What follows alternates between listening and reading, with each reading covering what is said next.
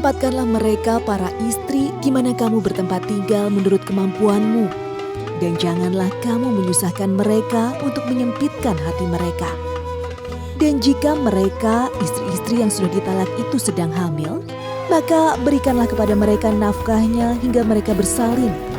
Kemudian jika mereka menyusukan anak-anakmu untukmu, maka berikanlah kepada mereka upahnya. Dan musyawarahkanlah di antara kamu segala sesuatu dengan baik.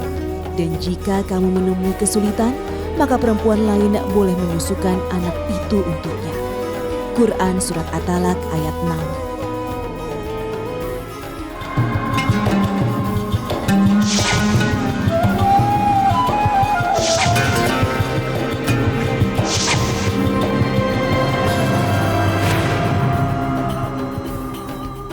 Assalamualaikum warahmatullahi wabarakatuh. Selamat pagi pemirsa Tawakal yang dirahmati Allah Subhanahu wa Ta'ala. Senang sekali saya Farid Hasan kembali menjumpai Anda. Dan pemirsa, di video tadi kita lihat itu adalah salah satu reka adegan yang menimpa narasumber kami saat dia memiliki masalah dalam keluarganya. Dan alhamdulillah saat ini narasumber itu sudah hadir bersama kami bernama Mbak Uci. Assalamualaikum Mbak Uci. Waalaikumsalam, Mas Farid. Selain Mbak Uci juga sudah hadir bersama kami Ustadz Ngatawi Al-Zastro. Assalamualaikum Pak Ustadz. Waalaikumsalam warahmatullahi wabarakatuh Mas Faris. Ya, Pak Ustadz, kalau di video tadi kita lihat ini orang tuanya memaksa Mbak Uci untuk bercerai. Tapi sebelum saya tanya dulu dari sisi agamanya seperti apa, Mbak Uci, apa alasannya orang tua Mbak Uci memaksa Mbak Uci untuk bercerai dengan suami? Jadi awal kisahnya itu sebelum saya menikah, saya mempunyai usaha, Mas Farid. Usahanya itu ya alhamdulillah berkembang. Dari berkembang itu saya mengenal lah calon suami saya yang pertama nih, gitu kan. Tapi setelah menikah, itu usaha saya bangkrut. Nggak ada yang namanya tahapan 1, 2, 3 tuh nggak ada, langsung drut, gitu loh. Langsung aja jatuh. Langsung ambruk. Gitu kan. Nah akhirnya orang tua saya menyalahkan gara-gara lo nikah sama itu laki-laki, usaha jadi bangkrut. Jadi orang tua beranggapan setelah menikah justru membawa sial gitu. Nah itu dia. Cuma kan saya selalu berpikir bukan itu. Saya bilang memang udah jalannya. Saya bilang gitu kan. Toh dulu juga sebelum orang tua enak, ibaratnya susah dulu kan. Seperti itu. Tapi orang tua nggak menerima. Nggak mau menerima itu, Pak Ustadz. Berdasarkan itu alasannya orang tuanya memaksa Mbak Uci untuk bercerai, Pak Ustadz. Jadi saya sih sebetulnya pengen ngorek lebih lanjut sebelum jawab ini. Ini kira-kira kronologi bangkrutnya itu apa? Misalnya kalau warung tiba-tiba sepi, atau modalnya kemakan untuk kebutuhan lain, atau gimana sih Mbak ini ceritanya? Jadi bangkrutnya tuh kok tiba-tiba gitu loh. Kira-kira ini bayangannya aku belum bisa bayangin nih Mas. Atau mungkin kena misalnya mohon maaf kena bencana gitu, ininya terus hilang semua. Atau warungnya tiba-tiba sepi. Nah kalau memang usaha warung, ini usahanya dulu apa ini Mbak Uci ini? Saya dulu subsidi barang ke daerah wilayah ya, wilayah. Jadi selama saya menikah, itu saya membantu perekonomian keluarga suami saya. Dari orang tuanya bayar, ya namanya orang tua pasti punya kebutuhannya ya, karena anaknya yang lain juga belum mencukupi gitu kan. Jadi dari mantu-mantunya yang lain hanya saya yang bisa yang diandalkan gitu kan. Dari adiknya masuk penjara, itu saya yang mengeluarkan. Artinya itu. Kebangkrutan ini karena overload mungkin. Overload pengeluarannya lebih sehingga pengeluaran lebih besar gitu Mas. Itu yang. Jadi kalau Mas Farid tadi nanya gimana hukumnya atau pandangan Islam orang tua yang menyuruh cerai ini. Jadi ada kisah nih Mas Farid. Jadi suatu saat ini Ibnu Umar, anaknya Sayyidina Umar, Abdullah bin Umar, tanya kepada Nabi, ya Rasul, ini bapak saya nyuruh saya cerai ini. Gitu. Saya disuruh cerai dengan istri saya. Nabi menjawab, ya sudah ikuti orang tuamu. Gitu.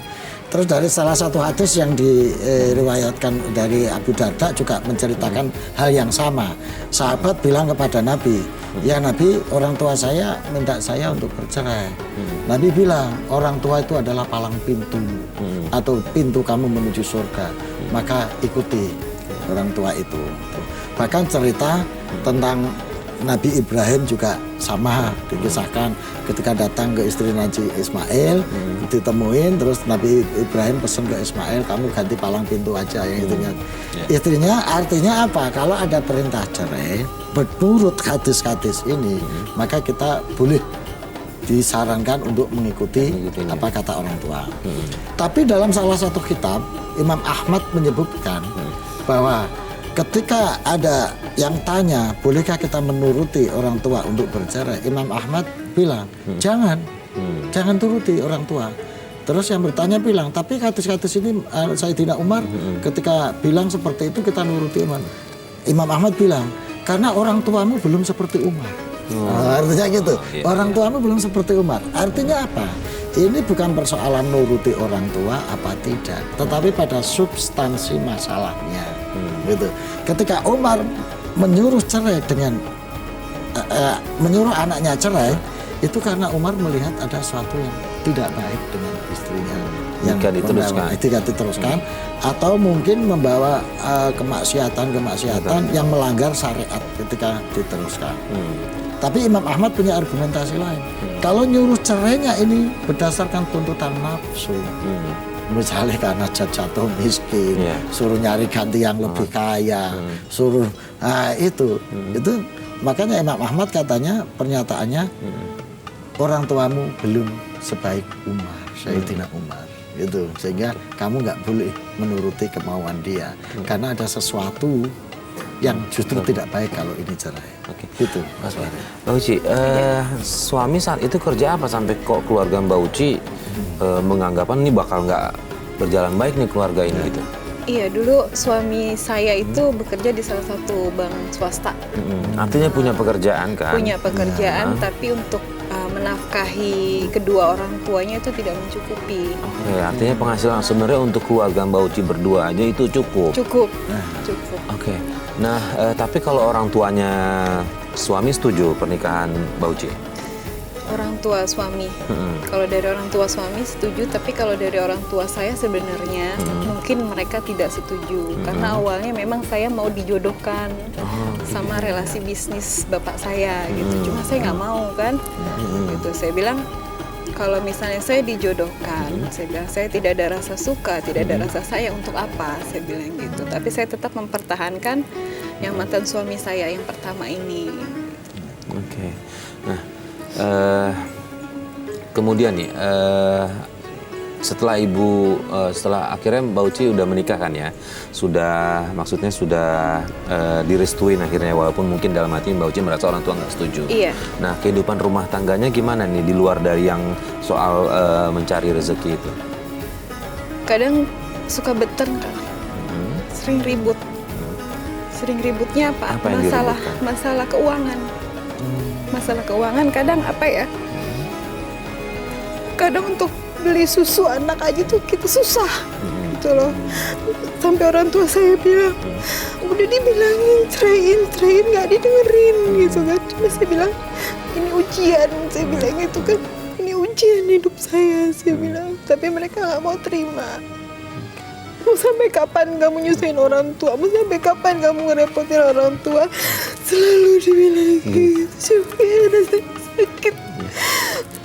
Oke, Pak Ustadz, kalau tadi cerita dari awal, intinya adalah niat mereka berdua menikah juga ada penghasilan untuk dibagikan kepada kedua orang tua mereka masing-masing.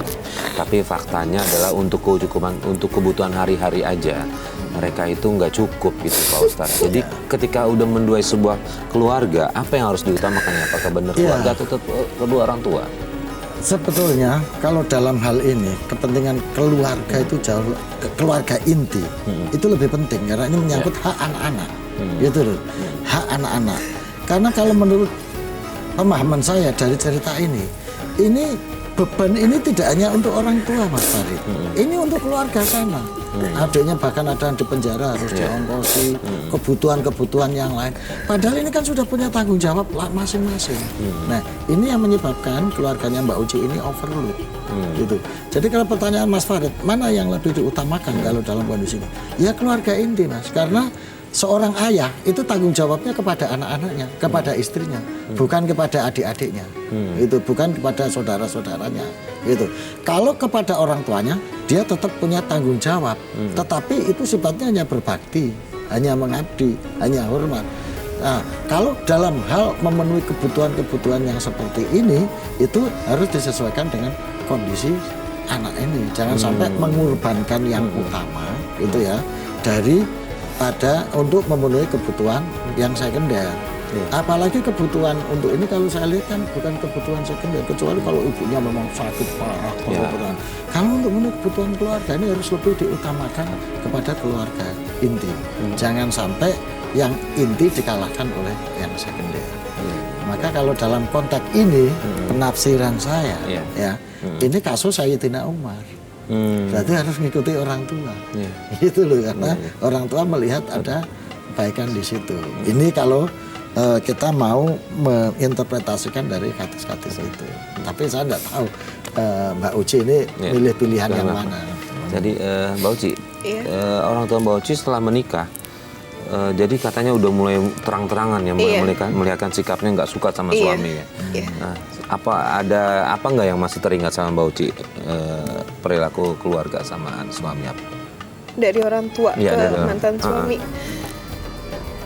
Gara-gara nikah sama dia, lo jadi orang miskin. Oke, itu yang paling terbesit ya. Di sini nih masih terus terngiang itu ya. Sampai akhirnya memutuskan untuk bercerai. Iya. Akhirnya mengikuti. Akhirnya saya mengikuti orang tua. Setelah orang tua pulang umroh, itu orang tua masih ada di sana ya, masih ada di Mekah. Saya telepon, saya bilang saya mengajukan cerai. Sampai orang tua bilang, alhamdulillah. Itu. Berarti apa yang dilakukan Mbak Uci ini, kalau menurut Pak Ustadz, sudah tepatkah mengikuti orang tua? Ya, kalau lihat konteksnya dulu, ya. Kan tadi orang tua menyuruh cerai ini dalam konteks karena melihat itu tadi. Ada kekhawatiran-kekhawatiran itu. Jadi kalau nyuwun sewu, kalau menyuruh nikahnya nih didorong oleh nafsu hanya gara-gara nggak setuju, hanya gara-gara punya asumsi menjadi miskin gara-gara nikah, itu sih menurut saya bisa dirundingkan. Tetapi kalau orang tua ini melihat bahasa kasarnya anaknya dieksploitasi, anaknya menjadi beban tumpuan sehingga menanggung kehidupan yang di luar kemampuannya, sehingga ini caranya harus di luar. Tapi sebelum cerai mestinya ini diajak berunding dulu, saya nggak tahu suaminya diajak omongan dulu baik-baik gitu ya. Ini yang saya sebut bukan karena dorongan nafsu kebencian atau dorongan pikiran-pikiran yang suudon itu tadi karena miskin. Mestinya diajak dulu, dijelaskan suaminya. Sebelum cerai kan harus dieslahkan dulu mestinya. Ini kondisinya begini, kamu lebih punya tanggung jawab anak, istri daripada saudara. Bisa nggak hidup bareng lagi, memulai dari nol, tapi untuk menghidupi keluarga. Bukan berarti nggak peduli sama saudara, bukan berarti lupa sama orang tua. Tetapi ini ada yang lebih penting. Nah, mestinya digituin dulu Mbak sebelum cerai, sehingga perceraian itu betul-betul terjadi untuk kemaslahatan, bukan karena nurutin nafsu. Gitu. Oke, kemudian akhirnya bercerai. Sudah ada anak dari itu? Sudah ada dua. Iya. Laki-laki perempuan? Laki-laki dan perempuan. Laki-laki dan perempuan. Nah, setelah berpisah, kemudian butuh berapa lama nih Mbak Uci untuk memutuskan membuka hati lagi buat pria lain? Nggak lama sih Mas Farid, setahun terus saya sudah menikah lagi. Sudah menikah lagi? Iya. Terus gimana kehidupan rumah tangganya setelah menikah lagi? Setelah menikah, saya pikir bisa menjadi lebih baik gitu kan, karena memang suami yang kedua ini perekonomiannya lebih mapan lah. Tapi mungkin ada kesalahan di saya menutupi. Menutupi apa? Menutupi di orang tua kalau saya ini adalah istri ketiga. Jadi orang tua nggak tahu kalau Mbak Uci itu adalah posisinya istri ketiga? Iya. Oke. Istri kedua, istri pertamanya dari suami tahu? Istri pertama dari suami itu sudah meninggal. Sudah meninggal. Yang kedua? Yang kedua tahu dan kami pun juga saling komunikasi. Saling komunikasi, iya. artinya hubungannya baik di Baik, situ. baik. Cuma orang tua aja nih yang nggak tahu nih. Iya. Oke. Iya. Sebelum saya tanya lanjut nih Pak Ustadz, boleh kita nggak izin sama orang tua? Padahal kan yang namanya pernikahan kan harus ada wali ya Pak Ustadz? Ya, kalau status sudah janda Mas, itu boleh. Oh boleh? Boleh. Oke. Bahkan para fuqaha bahwa wanita yang sudah diceraikan suaminya dan sudah selesai masa idahnya, maka dia berhak memutuskan untuk mengkawin meskipun tanpa wali. Bahkan walinya pun sendiri tidak berhak untuk mencampuri dan memaksa. Misalnya wali bapaknya dia memaksa kawin dengan ini dengan itu sudah nggak berhak lagi. Jadi janda itu dalam prosedur hukum atau dalam ajaran Islam itu sudah diberi hak mandiri untuk menentukan hidupnya. Tapi kan dia tadi ngomongnya nggak tahu orang tuanya itu nggak tahu kalau istri ketiga apa nggak tahu kalau mau kawin lagi. Berarti waktu nikah tahu kan? Pas nikah belum, orang tua saya nggak tahu. Saya masih menutupi. Oh, masih menutupi. Saya menutupi jati diri suami saya siapa, dari keluarga mana, saya masih menutupi karena saya tidak mau. Enggak, yang ditutupi ini jati dirinya apa nikahnya? Jati diri suami saya. Tapi nikahnya orang tua nikah tahu. orang tua tahu. Nikahnya orang tua tahu kan. Meminta restu juga. Minta restu juga. Berarti kalau ini kan berarti orang tua tahu minta restu gitu. Intinya yang orang tua nggak tahu adalah posisi suami istri ketiga. Identitas suami. Jadi kalau pertanyaannya itu janda itu boleh nggak pakai wali Mas? Iya, boleh ya. Boleh nggak pakai wali gitu. Baik. Alasan Mbak Uci sendiri mau menjadi istri ketiga itu apa? Karena suami yang kedua ini bisa melindungi saya, sayang sama anak-anak saya. Dari situ saya bilang, oh mungkin inilah penggantinya gitu kan. Mau menerima kondisi Mbak Uci seperti itu dengan dua anak ya? Iya. Oke, nah setelah ini kan ini kasusnya beda dengan yang pertama. Kalau keluarga kemudian menyikapi Mbak Uci menikah dengan yang kedua nih bagaimana? Awalnya sih baik-baik aja awalnya, tapi ada awalnya berarti ada ininya berarti. Setelah itu ada masalah? Iya, ada Masalahnya masalah. apa boleh tahu? Jadi masalahnya bapak saya nih tahu kalau saya ini ternyata istri ketiga. Oh, oke. Itu. Terus reaksi bapaknya? Marah Ke saya. Terus kenapa harus seperti ini gitu kan? Oh, maaf, bapaknya itu bapak suami atau bapak saya? Oke. Kalau untuk orang tua suami itu memang nggak ada masalah. Justru mereka awal saya kenal pun suruh cepat-cepat nikah gitu kan. Berarti bapaknya Mbak Uci tahu nih kalau Mbak Uci adalah istri ketiga. Iya. Reaksinya marah dia? Marah. Terus? Marah dan nggak boleh. Maksudnya nggak boleh? Nggak boleh, jangan dilanjutin. Oke. Jadi saya suruh pisah lagi Suruh gitu pisah nanti. lagi? Iya. Kamu tuh tahu nggak nanti tuh masalahnya begini-begini, cuma saya nggak dengerin. Tapi apa yang dibilang sama bapak saya ya benar kenyataan. Kenyataannya. Nah di rumah tangga itu apa yang terjadi? Kami sering cekcok seperti itu karena orang tua saya tuh kalau saya pikir menilai dari harta. Kalau saya bilang, cuma saya selalu bilang kita tuh mati nggak bawa harta, saya bilang itu. Seperti itu. Oke, jadi di situ udah mulai sering berantem juga ke suami, berantem juga ke ayah. Iya. Oke, nah kalau dari Mbak Uci sendiri, sosok ayah kayak gimana sih sehari-hari? Kalau sehari-hari di rumah ya kita jarang komunikasi semenjak bapak tuh tahu kalau saya istri ketiga gitu kan. Kayak apa ya? Kayak nggak dianggap gitu. Nggak dianggap. Apa ya? Kalau ketemu pun juga ya udah kayak saya nggak kelihatan. Dicuekin gitu. Iya. Tapi tinggal satu rumah dengan orang tua. Iya, sekarang saya tinggal satu rumah sama orang tua. Jadi apa ya? Rasanya tuh ya Allah, bebannya kok berat banget. Kalau yang saya lihat dari pandangan saya Mbak Uci ya, sepertinya memang orang tua Mbak Uci ini terlalu protektif sama Mbak Uci gitu. Iya. Ada nggak cerita masa lalu dari orang tua kenapa dia bisa begitu protektif sama Mbak Uci? Mungkin ya. Salah satu faktornya karena saya pernah memergoki bapak saya. itu jalan sama perempuan lain. Seperti itu. Saya ambil positifnya aja ya, Mas Farid. Pada saat mergokin, reaksi bapaknya Mbak Uci apa ke Mbak Uci? Saya bicara baik-baik.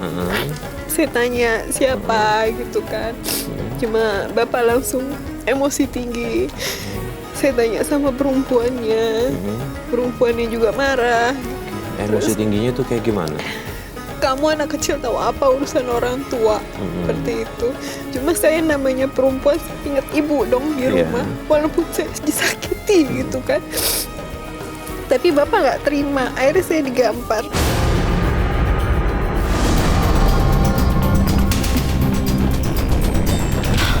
Berhenti bang, itu kayak mirip ayah saya deh. Nih bang. Ayo, siap. Makasih ya. Ayah ngapain di sini? Dia siapa ya? Kamu ngapain di sini? Mas, dia siapa? Harusnya saya yang tanya. Kamu siapa? Udah, biarin aja. Ayah selingkuh. Kenapa ayah selingkuh? Kasihan ibu ya. Kamu sudah berani ya?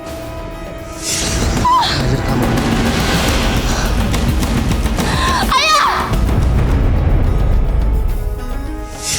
Oke, gini. Pak Ustadznya ada kaitannya nggak mungkin? Mungkin ya.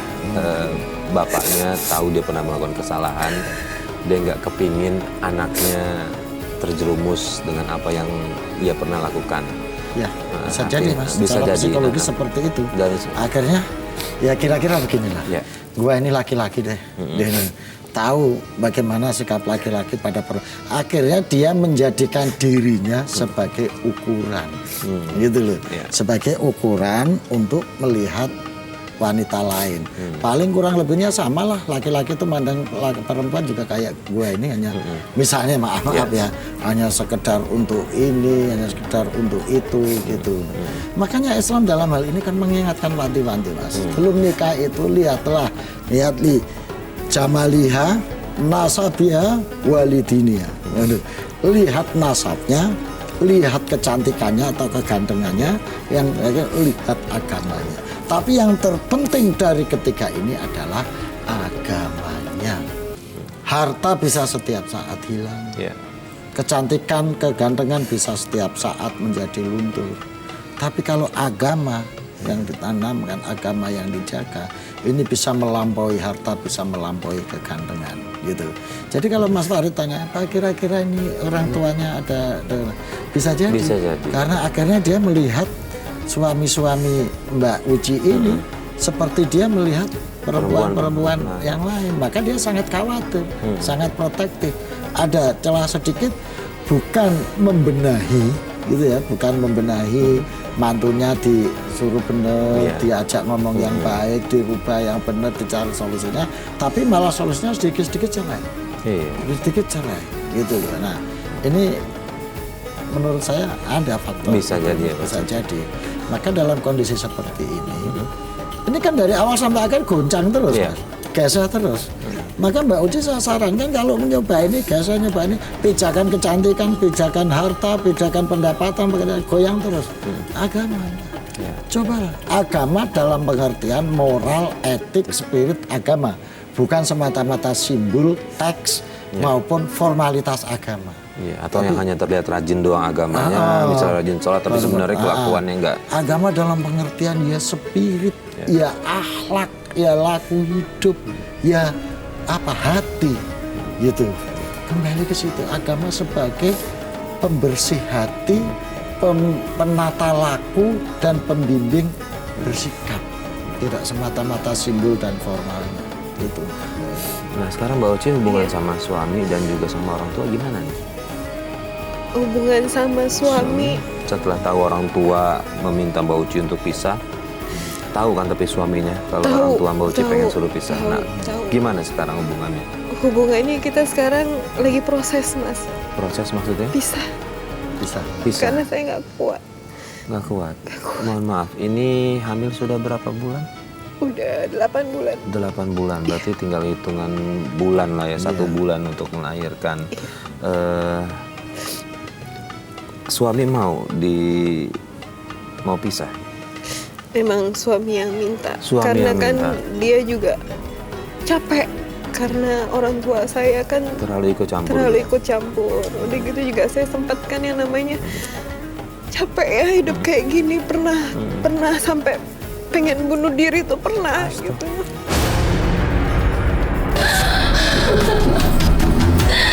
Aku udah gak kuat lagi sama semua ini.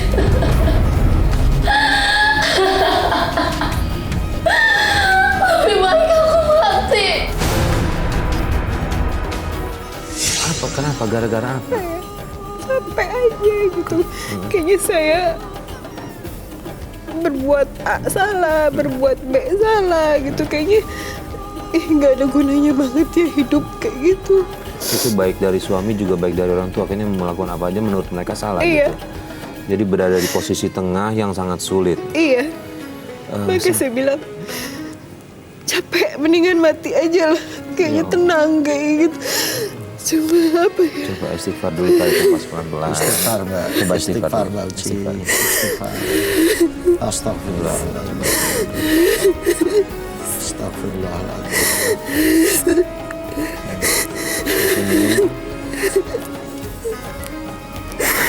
Kayaknya salah mulu. Kayak ada dianggap gitu loh. Nggak ada benarnya sama sekali. Nggak ada. Oke, ini kondisi lagi hamil. Coba bawa dia istighfar. Coba tarik nafas dulu. Tarik nafas dulu, Mas. Tarik nafas. Ambil istighfar pelan-pelan. Nah, Mbak Uci berarti anak yang menyadarkan Mbak Uci untuk tidak melakukan bunuh diri seperti itu. Iya. Ya Allah, Pak Ustadz nih Mbak Uci masih dilindungi sama Allah melalui Masya anaknya. Allah. Berarti masih diberi umur panjang, Iya. diberi kesadaran, diberi kesempatan untuk melakukan taubat kembali Mbak Uci. Iya. Nah, Oke, Mbak Uci, setelah orang tua menyarankan untuk cerai sampai Mbak Uci memutuskan untuk bunuh diri, nah posisi suami apakah masih tinggal satu rumah atau Enggak, kita udah nggak satu rumah. udah nggak satu rumah? Iya. Udah pisah. Udah bisa. Udah pisah. Terus masih ada kontak-kontakan kah? Gitu telepon-teleponan gitu? Telepon atau WA? Enggak. Nggak ada. Terakhir tuh WA, ya beliau yang minta pisah. Minta pisah. Iya. Oke. Nah, saya dengar juga katanya Mbak Uci di usia kehamilan yang 6 bulan itu sempat pendarahan. Itu Iya. kenapa gara-garanya? Ya karena saya udah nggak kuat. Ngadepin ini semua saya nggak kuat, Mas. Nggak kuat menemukan fakta baru kah atau apa gitu? Iya. Apa? Dan ternyata saya istri kelima dari Istri 7 istri. Bukan bukan yang ketiga tadi. Kan. Kelima dari Rasanya 7. di sini sakit banget. 7 istri ini masih statusnya istri semua apa ada yang Iya. dicerai cuma tuh. Jadi padahal ini tafsiran ini Mas. Iya, Jadi masna wa sulasa wa ruba. Jadi beberapa ulama wawu ataf ini ditafsirkan alternatif 1, 2 atau 3 atau 4. Tetapi dia menafsirkan bukan atau tapi dan. Oh, 2 dan 3 dan 4. Ya. Berarti berapa itu? 2 dan 3, 5 dan 4, 9. Berarti Iya. itu tafsiran Memang dia, beliau makanya maunya dia sampai 9. nggak menceraikan sampai 7 istrinya itu. Gitu. Nah, kalau untuk posisi yang nggak tahu nih Pak Ustadz, Iya. seperti Mbak Uci ini gimana nih dalam Islam nih Pak Ustadz? Nggak ngaruh. Nggak ngaruh. Istri keberapa pun dia nggak ngaruh. Yang jadi perdebatan khilafiyah dalam fikih itu cuma jumlahnya. Jumlahnya ini 9 apa? 4 itu. Gitu. Nah, alasannya dia bohong tuh apa ya? Mbak Uci pernah nanya? Kalau untuk masalah bohongnya, saya belum tahu kenapa gitu kan. Cuman Cuma dari setelah- masalah yang kemarin, itu saya baru tahu kalau oh ternyata ada 7 gitu kan. Jadi Wah, jadi itu kayaknya yang di sini, aduh ya Allah, kok begini banget, ya, kayak gitu aja. Oke, nah setelah itu dia memutuskan untuk menceraikan Mbak Uci. Iya. Ngomong langsung atau Via WA. via WA? Via WA, saya coba telepon balik ke beliau nggak bisa, nggak diangkat. Ya udah, saya juga nggak tahu beliau ada di rumahnya siapa, kayak gitu kan. Nggak ada sabar sama sekali. Nggak ada. Pak Ustadz, ini posisi sedang hamil sekarang 8 bulan. Dia dijatuhi talak tapi melalui pesan singkat WhatsApp ini gimana nih Pak Ustadz hukum? Kalau tahu saya talak itu harus kalam soreh dan langsung disampaikan saya talak kamu. Tapi kalau soal posisi menceraikan istri dalam keadaan hamil, ini berdasarkan riwayat hadis itu diperbolehkan.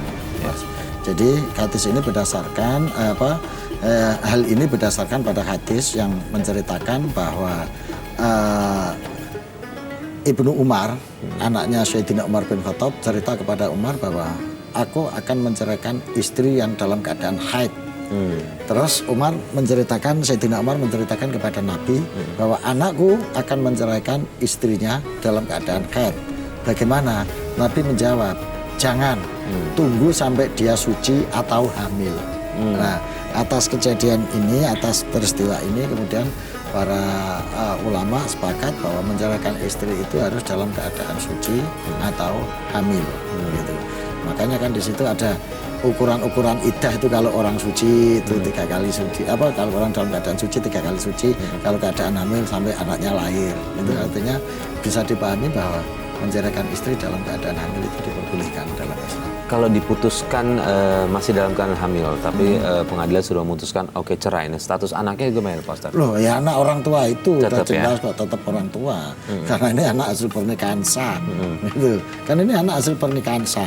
Status anak yang dicerai dalam keadaan kandungan itu ya masih tetap ayahnya.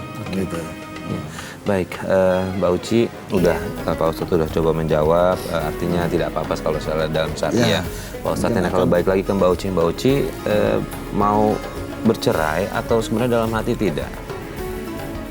Kalau untuk mau atau tidaknya, jujur tidak ya, tidak. Saya lebih baik bertahan karena apa? Beliau yang bisa melindungi saya, seperti itu. Artinya yang harus Mbak Uci perjuangkan mungkin coba ngomong ke orang tua. Betul. Jadi Mbak Uci, jadi kan kalau Mbak Uci memang merasa bahwa ini masih bisa dijadikan tempat berlindung, tempat bersandar, apalagi sikap orang tua sudah seperti itu. Ada baiknya Mbak Uci datengin, ajak bicara baik-baik. Mungkin dia ngomong di WA seperti itu karena dalam keadaan tertekan, emosi, karena melihat sikap mertua yang selalu bahasanya meminta anaknya untuk bercerai sampai nggak sabar atau apa. Dan orang mengatakan talak itu harus dalam keadaan sadar, tidak dalam emosi, tidak dalam tekanan. Harus sadar. Nah, maka Mbak Uci, saya sarankan satu upaya lahirnya adalah datengin suami, diajak omong baik-baik. Ya, siapa tahu nanti dia sadar. Dan Mbak Uci harus ikhlas untuk melupakan bahwa jadi istri kelima, jadi istri kedua, jadi berapapun harus ikhlas. Kalau memang punya niatan untuk hidup bersama lagi, supaya ini nggak jadi ganjalan Mas Farid. Bahwa pernah dibodohi istri ketiga keberapa, lupakan. Gitu. Yang langkah berikutnya adalah cari hakam bahasanya, orang yang bisa jadi penengah untuk bisa melanjutkan hubungan ini supaya menjadi tertata lagi dengan baik. Dan Mbak Uci harus ikhlas menerima ini apa adanya, biarpun jadi istri kelima. Nah, secara batinnya Mbak Uci istighfar, mohon ampun kepada Allah. Banyaklah istighfar, banyak istighfar, supaya hati kita, batin kita jadi lembut. Dan mudahan ini bisa menjadi pembuka jalan Mbak Uci untuk menjemput kebahagiaan baru dalam hidup. Terima kasih Pak Ustadz atas semua nasihatnya. Terima kasih juga Mbak Uci sudah berbagi cerita dengan kita. Mudah-mudahan coba diamalkan apa yang tadi Pak Ustadz sampaikan, biar Mbak Uci hatinya lebih tenang lagi, bisa berpikir jernih lagi. Karena ini semua demi kebaikan Mbak Uci dan juga keluarga Mbak Uci. Apalagi dalam kandungan butuh Mbak Uci ini tenang, ya, supaya nggak terganggu. Iya, biar janinnya juga tumbuh kembang dengan sempurna. Betul.